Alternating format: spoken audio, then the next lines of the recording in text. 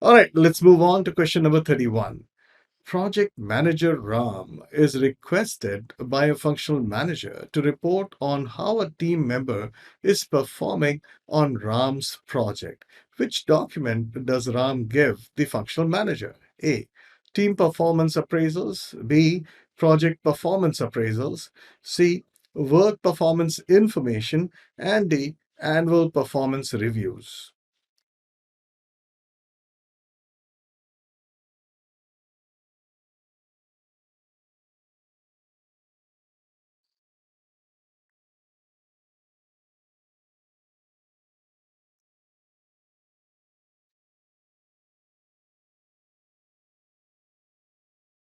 And the correct answer is B. Project performance appraisal.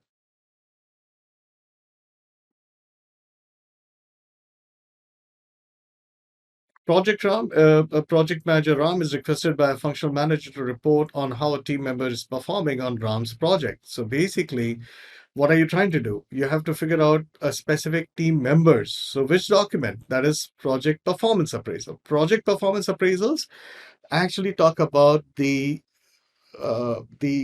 basically the performance of individual team members vis-a-vis the project and the project team. But if you compare that with team performance appraisal, it is the entire team put together, not individuals. And of course, work performance information is something which is quite a few things, right? A lot of things put together connected to project data which has been converted into information.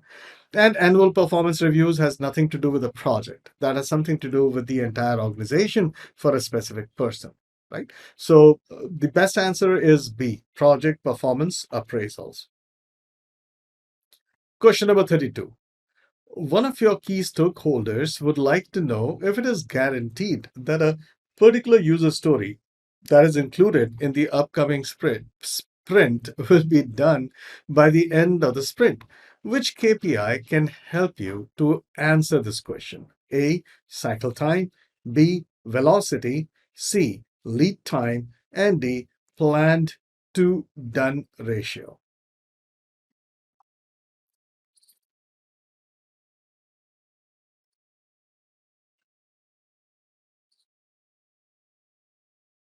And the correct answer is the plan to done ratio.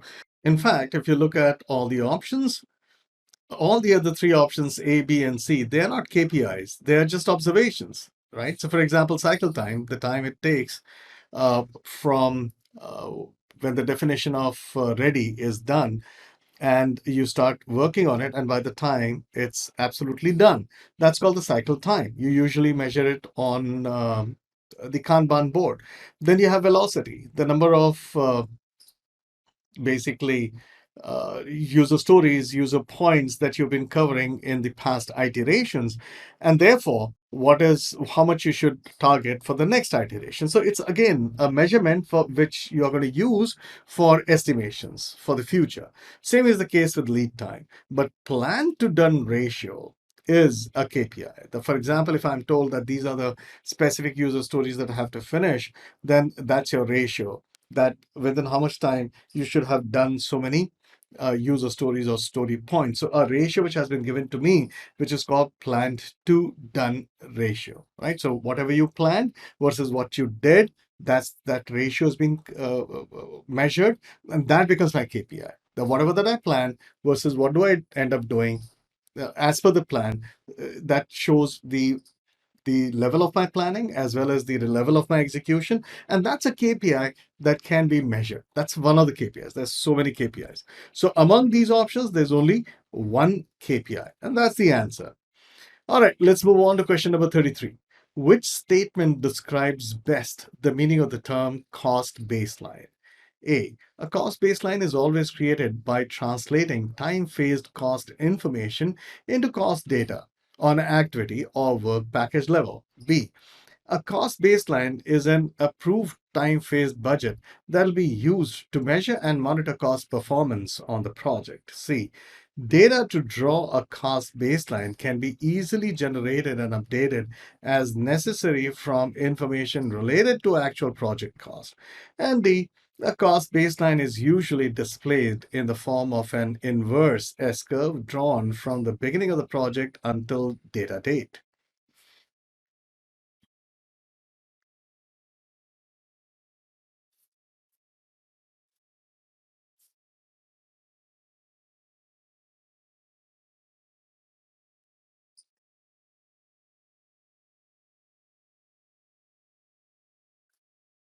And the correct answer is B.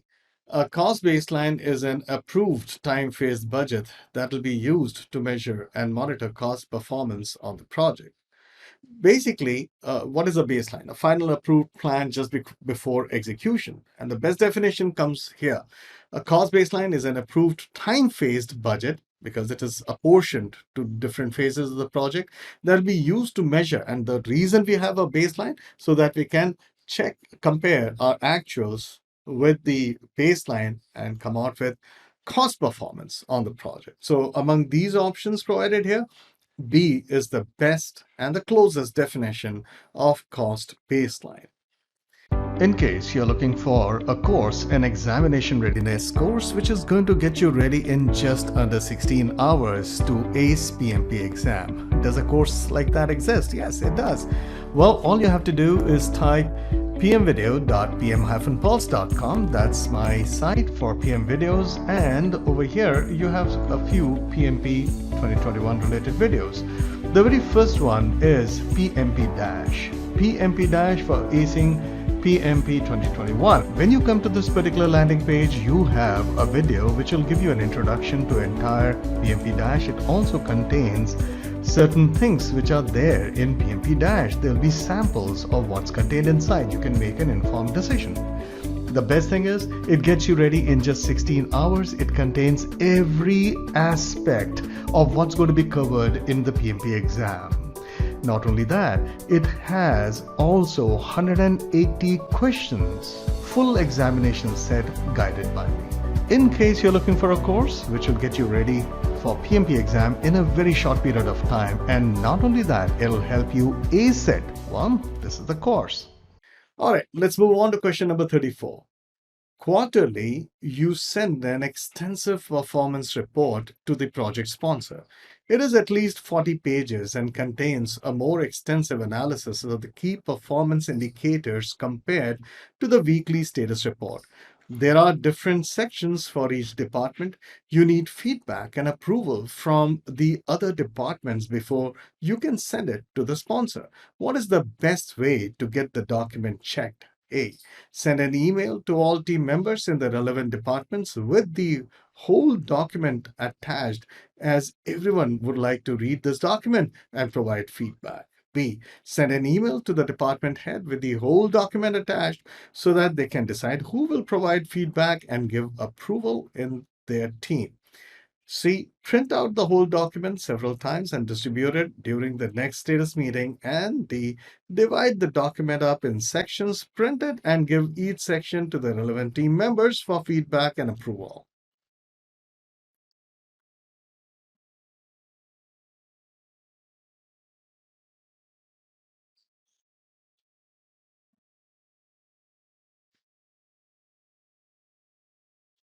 And the correct answer is obviously D. It's very clearly written over here that there are different sections for each department. That means there's no overlap. And once there's no overlap, there's no need to send all the entire document to each of the departments. It's overkill. And therefore, you want a quick feedback, you want an authentic feedback, then send only the section which is pertinent to a specific department, and then obtain the feedback and compile all of it as a single document. That's why D is the perfect answer. Moving on to question number 35. Product owner Pedro receives a call from an influential stakeholder who requests to add a feature to the current iteration of the product. The stakeholder stresses that it is extremely important that this feature is included in the current iteration. What is the first thing Pedro does? A. Tell the stakeholder that this has to wait until the next iteration. B. Discuss the request with the team. C. Change the iteration release plan and schedule a meeting with the team to implement this feature. And D. direct the project teams to start working on this feature immediately.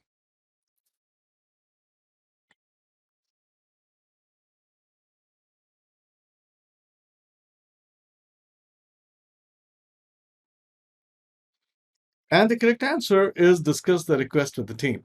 Now, basically, there is nothing known as a verbal change request. Any change, no matter where it comes from, has to go through the proper change management process, right? And one of the first things that you do is do an impact analysis. Now, the answer has to be chosen from among the options provided. In fact, the very first thing that should actually be done if there were no options that was to actually document it in a change request. But then this is a question, and we have to figure out whether that's even been mentioned here. So you see, A says tell the stakeholder that he has to wait until the next iteration. Okay. B talks about discuss the request with the team. C change the iteration release plan, schedule a meeting with the team to implement this feature, and D direct the project team to start working on this feature immediately. Again, it's not mentioned. So the only other thing that you will do is that you will actually reprioritize and at the same time do the impact analysis with your team. And therefore, among these options provided, the best answer or the very next thing that you're going to do is B, discuss the request with the team. Moving on to question number 36. Activity attributes is an output of which of the following processes? A. Create WBS. B. Plan schedule management. C. Define activities. And D. Sequence activities.